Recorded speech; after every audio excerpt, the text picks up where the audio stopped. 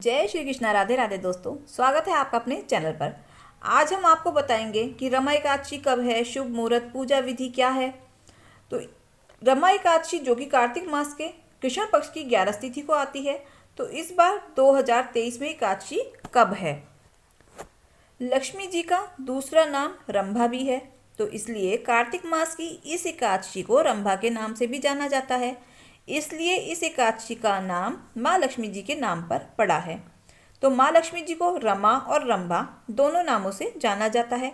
इस बार एकादशी का व्रत 9 नवंबर को ही रखा जाएगा और इसी दिन गोवत्स द्वादशी भी है। गोवत्स द्वादशी के दिन गौ माता और बछड़े की पूजा की जाती है। हमारे हिंदू धर्म में गौ माता को बड़ा ही पवित्र माना जाता है। इस दिन महिलाएं अपने बच्चों की खुशी और उनके लंबे जीवन के लिए व्रत रखती हैं। इस व्रत को नंदनी व्रत के रूप में भी जाना जाता है। मान्यता है कि जो भी निसंतान दंपत्ति इस दिन उपवास रखकर गौ माता की श्रद्धापूर्वक पूजा करते हैं, उन्हें जल्दी ही संतान सुख भी प्राप्त होता है। तो ऐसे में आप एकादशी का व्रत और गोवत्स द्वादशी का व्रत दोनों ही एक साथ रख सकते हैं। लेकिन व्रत रखने के साथ साथ आपको एकादशी की तिथि और शुभ मुहूर्त का भी ध्यान रखना जरूरी है। कई बार ऐसा होता है कि एकादशी की तिथि 2 दिन तक होती है। तो ऐसे में जो पहले दिन की एकादशी होती है वो दशमी तिथि युक्त एकादशी मानी जाती है और जो दूसरी एकादशी होती है उसे दूजी एकादशी और वैष्णव एकादशी कहते हैं। ऐसे में जो दूजी एकादशी का व्रत सबसे ज़्यादा फलदायी माना जाता है। जो भी सन्यासी हों, विधवा हों या फिर मोक्ष प्राप्ति की इच्छा रखने वाले लोग हों, उन्हें दूजी एकादशी का व्रत जरूर रखना चाहिए। दशमी तिथि युक्त जो एकादशी होती है उस दिन यदि व्रत रखा जाए तो उससे आसुरी शक्ति को बल मिलता है।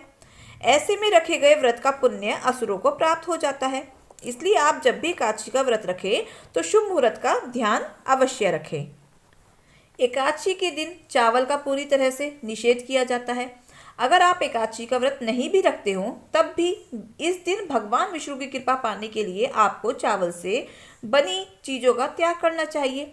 इस दिन सुबह से लेकर एकादशी का व्रत रखा जाता है। शाम को पूजा करने के बाद यदि आपकी सामर्थ्य निराहार रहने की नहीं है तो आप एक समय फलाहार, मौसमी फलों का मतलब जूस ले सकते हैं, फल खा सकते हैं, ड्राई फ्रूट का सेवन कर सकते हैं और अन्न अगले दिन शुभ मुहूर्त में द्वादशी तिथि को ही ग्रहण करें, जिसे एकादशी व्रत का पारणा करना कहते हैं।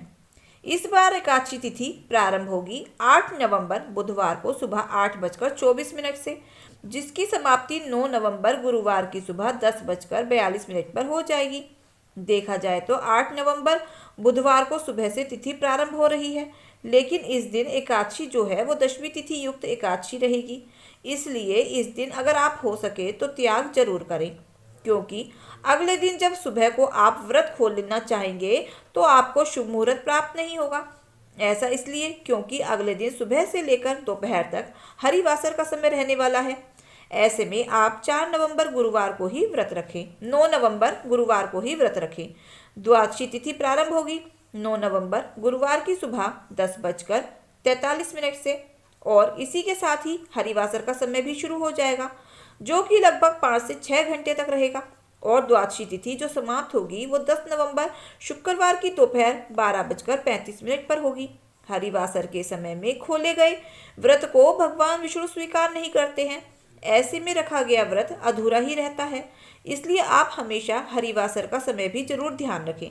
द्वादशी तिथि यानी 10 नवंबर शुक्रवार को व्रत पालना वाले दिन सूर्योदय सुबह 6:41 पर होगा और हमेशा व्रत सूर्योदय के बाद ही खोला जाता है। सूर्यास्त शाम 5:40 पर होगा। हस्त नक्षत्र का शुभ योग इस दिन पूरा दिन रहेगा, जो बहुत ही शुभ है। हरिवासर को जो समय है वो 9 नवंबर को शाम 5 बजे तक समाप्त होगा। यही वजह है कि आपको 9 नवंबर को उपवास रखकर 10 नवंबर को उपवास खोलना चाहिए। राहु काल का समय 10 नवंबर को सुबह 10:30 बजे से दोपहर 12 बजे तक रहेगा। अब जानते हैं कि एकादशी का व्रत किस समय खोला जाएगा। एकादशी का व्रत आप 10 नवंबर शुक्रवार को सुबह 6:42 से 9:15 तक खोल सकते हैं। अगर आप इस शुभ मुहूर्त में व्रत खोलते हैं तभी आपको व्रत का पूरा पुण्य प्राप्त होगा। एकादशी के दिन प्रातःकाल जल्दी उठें, मन में भगवान विष्णु का स्मरण करें, स्नान आदि के बाद साफ स्वच्छ वस्त्र पहनें, मंदिर की सफाई करें और भगवान विष्णु के समक्ष खड़े होकर व्रत का संकल्प लें। भगवान विष्णु को षोडशोपचार पूजा करें। भगवान को पीले फूल और पीले फल और पीले वस्त्र पहनाएं, फल फूल अर्पित करें, धूप दीप नैवेद्य अर्पित करें, तुलसी दल अवश्य अर्पित करें। भगवान विष्णु की पूजा विधि विधान से करें। विष्णु सहस्त्र नाम का पाठ करें, गीता का पाठ करें या फिर ओम नमो भगवते वासुदेवाय का जाप करें। एकादशी की कथा सुने या पढ़ें, विष्णु भगवान की आरती करें और भोग लगाएं। सारा दिन भगवान विष्णु का नाम जपते रहें, रात्रि जागरण करें। तो दोस्तों, रमा एकादशी के उपाय क्या हैं जिन्हें करने से माँ लक्ष्मी सुख समृद्धि प्रदान करती हैं? दोस्तों, यदि आप चाहते हैं कि आपको धन लाभ हो तो रमा एकादशी के दिन तुलसी की मंजरी घर की तिजोरी और पर्स में अवश्य रखें। दुकानों पर भी जहां आप अपने पैसे रखते हैं, दुकान का गल्ला है, उसमें अवश्य रखें। कहा जाता है कि इससे धन से संबंधित परेशानियां दूर हो जाती हैं और घर में बरकत होती है। सुख समृद्धि के लिए रमा एकादशी के दिन तुलसी के पौधे में शालिग्राम भगवान को स्थापित करें और उनकी विधि विधान से पूजा करें। कहा जाता है ऐसा करने से धन दौलत में वृद्धि होती है। तुलसी दल आप पहले ही तोड़कर रख लें। एकादशी के दिन तुलसी दल ना तोड़ें और ना ही जल दें। कहते हैं तुलसी माता भी एकादशी का व्रत निर्जला रखती हैं। एकादशी व्रत के नियम दशमी तिथि से ही प्रारंभ हो जाते हैं, ये तो आप सभी को ज्ञात ही है। तो इसलिए व्रत रखें तो पूरी जानकारी और पूरा ध्यान से रखें, जिससे आपसे कहीं गलती ना हो। शुभ मुहूर्त में रखें, शुभ मुहूर्त में पालना करें अपने व्रत का। तो ये थी हमारी सभी जानकारियाँ।